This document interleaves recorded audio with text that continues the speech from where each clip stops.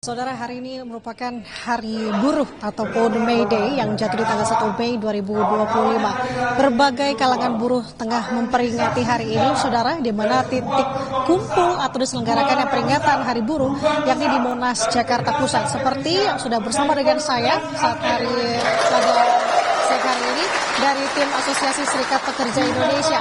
Kita akan tanya bagaimana persiapan, bagaimana tuntutan, dan bagaimana nanti jalannya peringatan Hari Buruh ini dari tim Aspek Indonesia. Bersama dengan saya Presiden Aspek Indonesia, Pak Rusdi. Sehat, Pak? Sehat, Alhamdulillah. Salam perjuangan buat kaum buruh Indonesia pada May Day 2025 ini. Luar biasa. Semangatnya di belakang juga sudah luar biasa, Pak Rusdi. Pak Rusdi, untuk tahun ini apa sih yang menjadi pembeda untuk peringatan May Day, Pak Rusdi? Ya, Alhamdulillah pada May Day ini ada sesuatu yang beda nih. Yang pertama adalah Presiden Prabowo Subianto akan hadir bersama buruh di Monas pada May Day tahun ini. Setelah hampir sekitar 63 tahun, ya, Presiden Indonesia tidak bersama buruh pada May Day. Ya, terakhir itu Pak Soekarno, Presiden kita yang luar biasa pada tahun 1962. Itu yang membedakan. Yang kedua adalah dengan hadirnya Pak Prabowo Subianto dalam May Day bersama buruh ini, inilah simbol kembalinya harapan bagi buruh Indonesia untuk bisa hidup lebih baik, lebih sejahtera, dan lebih terlindungi. Nah, itu yang beda tuh. Kami merasakan ada suatu harapan baru. Karena terbukti Pak Prabowo dalam 8 bulan ini, ya, ada 3 kebijakan setidaknya yang membuat harapan kami itu muncul kembali. Yang pertama adalah adanya kenaikan upah minimum 6,5%. Ini sebuah terobosan, ya. Kalau pakai aturan lama, ya, itu nggak segitu. Yang kedua adalah adanya kebijakan buat para ojol nih, ya, bantuan hari raya, yang ini juga sebuah terobosan. Yang ketiga adalah terkait maraknya PHK, juga sudah ada kebijakan yaitu membentuknya Satgas PHK. Nah, kita harapin ada gebrakan-gebrakan baru lagi, ya, yang kita tunggu. Karena selama ini kita kenal, ya, selama interaksi saya dengan Pak Prabowo sejak 2013, beliau adalah orang yang luar biasa, punya komitmen terhadap orang kecil, petani, termasuk kaum buruh Indonesia. Ya, beliau ingin buruh Indonesia bisa hidup sejahtera. Kenapa? Karena Indonesia negara besar, Indonesia negara yang sangat kaya raya. Selama saya berinteraksi lah, lebih 10 kali saya ketemu secara informal, ngobrol, makan, segala macam. Beliau sekali lagi orang yang sangat luar biasa. Selama ini dekat dengan buruh, ya, kemudian perhatian, dan dibuktikan ketika beliau menjadi presiden, 3 kebijakan awalnya luar biasa. Karena hari ini kan juga turut hadir juga tadi Pak Presiden, seperti apa Pak Rusdi kasihkan juga. Apa sebenarnya tuntutan yang nanti akan disampaikan? Ya, ada satu pesan kami pada May Day tahun 2025 ini kepada Pak Prabowo, yaitu kubur Omnibus Law dan lahirkan undang-undang ketenagakerjaan yang pro terhadap buruh. Ya, kenapa?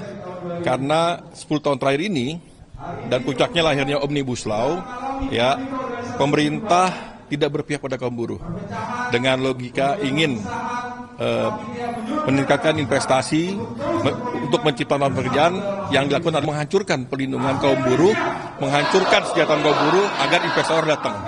Nah, itu yang kita minta rubah. Ruh dari Undang-Undang Ketenagakerjaan adalah seharusnya sesuai dengan cita-cita besar bangsa ini yang termaktub dalam Undang-Undang Dasar 45 pembukaannya. Semangatnya adalah mencerdaskan, melindungi, mensejahterakan.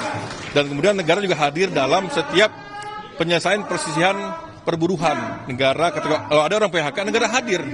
Ya, negara hadir termasuk bertanggung jawab untuk mencarikan pekerjaan bagi rakyat Indonesia.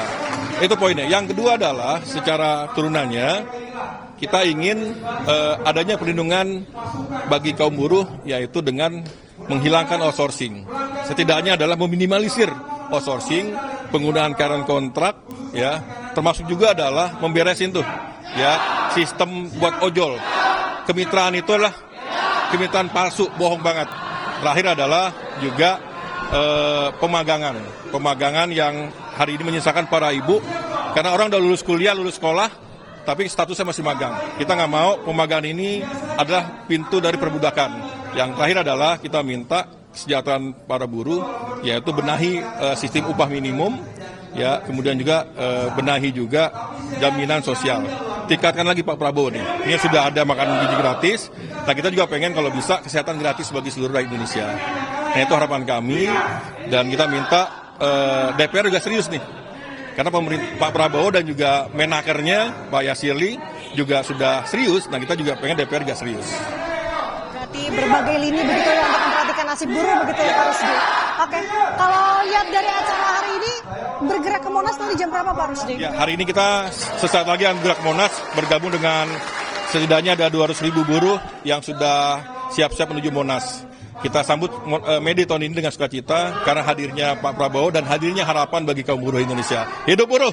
Hidup! Hidup buruh! Hidup! Pak Rusdi, nanti dari aspek Indonesia sendiri ada berapa total yang akan turut ikut? Ya, ini kita perwakilan aspek Indonesia adalah sebuah federasi yang akan menjadi konfederasi di sektor jasa. Hari ini kita insya Allah kurang lebih ada sekitar 1.500-an nih. Kita masih nunggu teman-teman yang datang dari Bekasi dan juga Kerawang. Terima kasih Terima Pak Rusdi kasih. sebelumnya. Semangat. Semangat. Terima kasih. Aspek Indonesia Satu, berjuang sejahtera. Aspek Indonesia Satu, berjuang sejahtera. Terima kasih semuanya, semangat hari ini. Itu tadi saudara pemaparan dari Muhammad Rusdi selaku Presiden dari Aspek Indonesia terkait dengan peringatan Hari Buruh hari ini. Kalau kita ingat kembali terkait dengan perjuangan peringatan Hari Buruh, tentunya ini adalah sebagai simbol perjuangan dari teman-teman buruh khususnya untuk terkait dengan nasib yang lebih baik. Kita akan lihat jalannya peringatan Hari Buruh ini seperti apa, karena nanti juga akan dihadiri oleh Presiden Prabowo Subianto. Sementara demikian, Nanda Aprilia, Junadi Saputra, Kompas TV, Jakarta melaporkan.